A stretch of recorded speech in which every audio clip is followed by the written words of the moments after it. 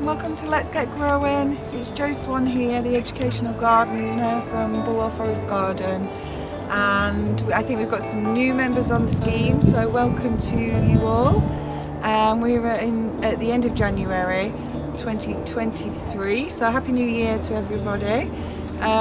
It's been a really difficult January. I think it's been really cold and quite dark, but we're getting towards the end now and the days are getting lighter. It's still cold, but yeah, we're gonna, after our winter break, we're ready to get cracking. Spring's around the corner, so let's get growing.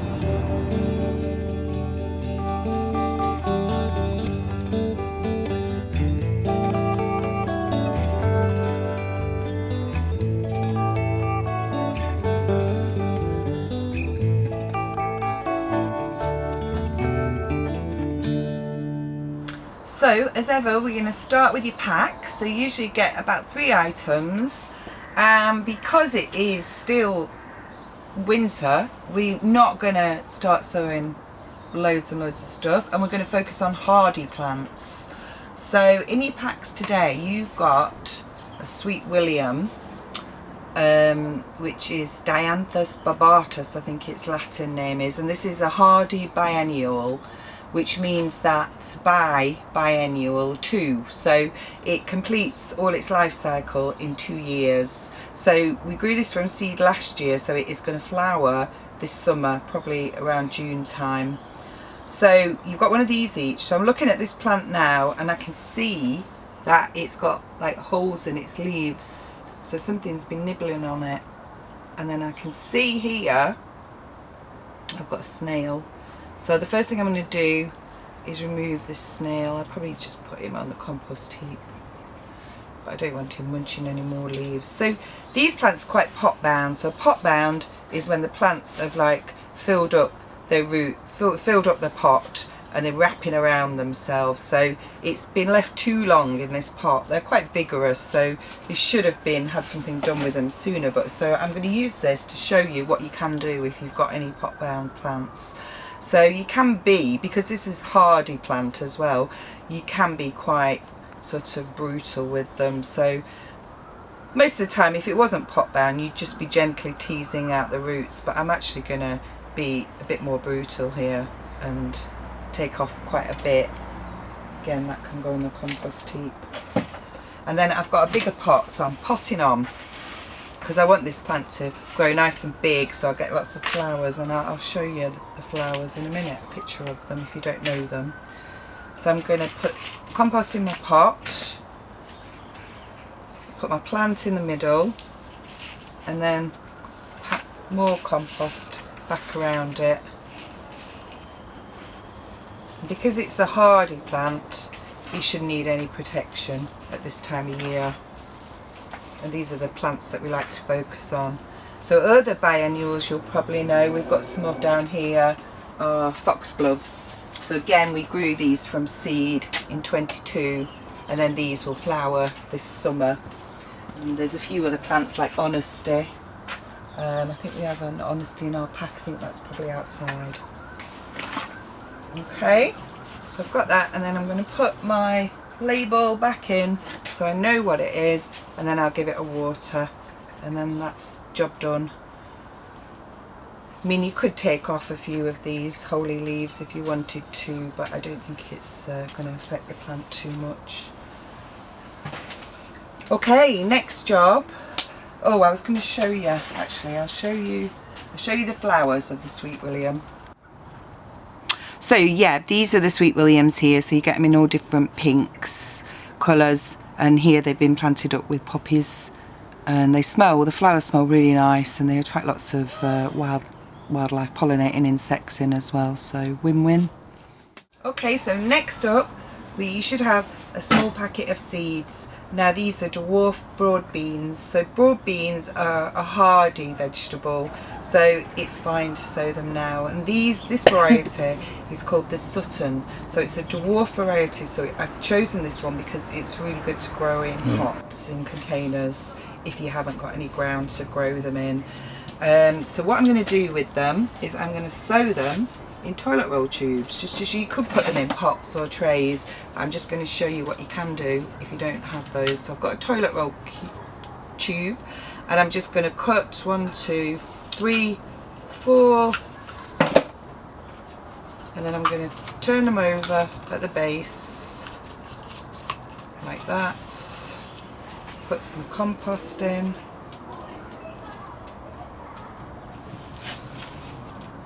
And then I've got these here like this, and then I'm just going to dib a hole in each one,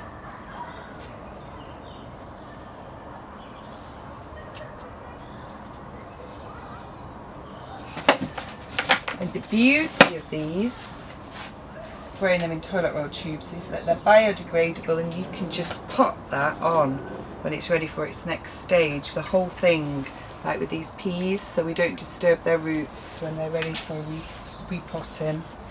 So it is actually really good to soak these seeds for an hour or two before you plant them, and you get them to germinate a bit quicker, but I haven't had time to do that. So these are my 5 broad bean seeds. I'm just going to put them in on the side in the hole, about twice their depth of the size of the seed,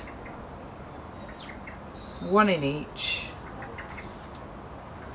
And then a little bit more compost to cover them.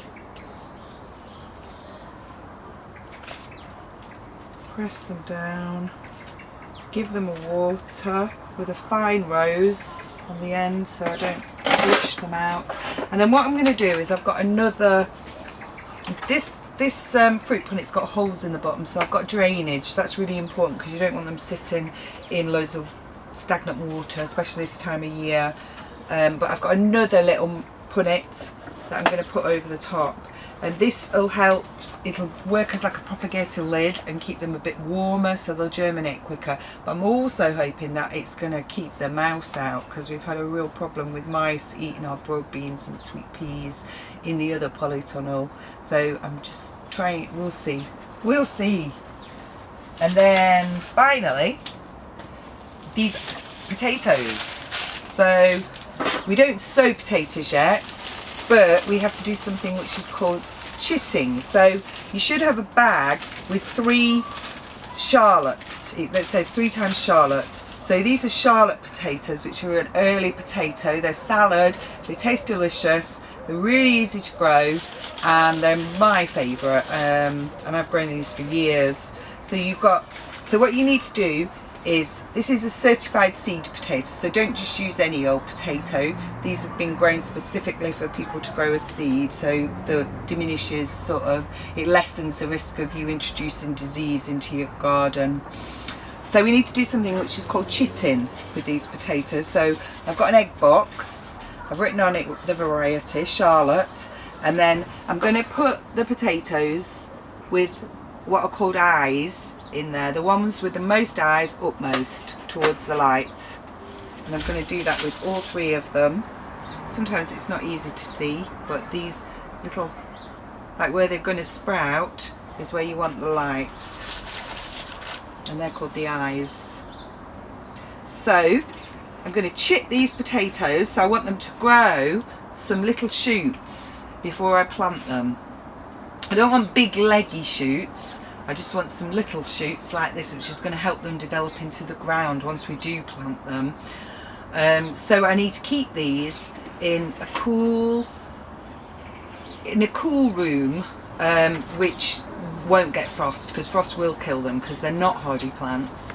And also it needs to be dry, and it needs to be light but out of direct sunlight. So keeping them in this polytunnel would be no good. So I'm going to take these home and put them in an unheated room, which isn't difficult these days, is it? Hey, most of us are living in unheated rooms, but they'll probably go in my attic where it's not too sunny, and I'll leave them there to develop some shoots.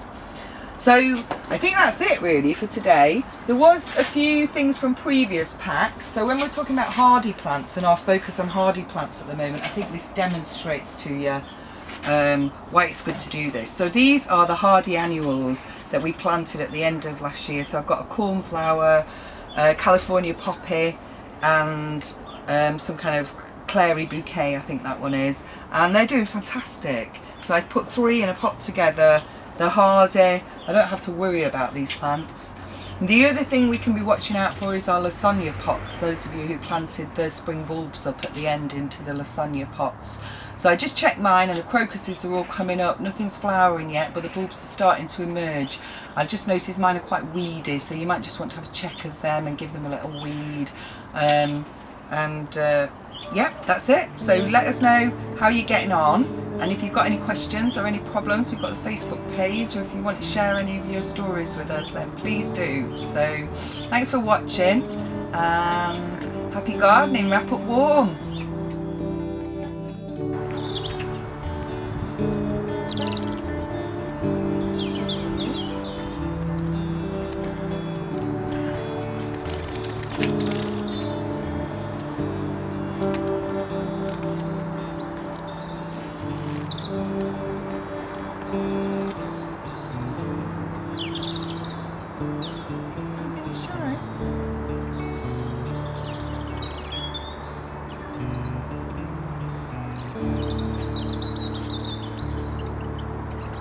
Sure.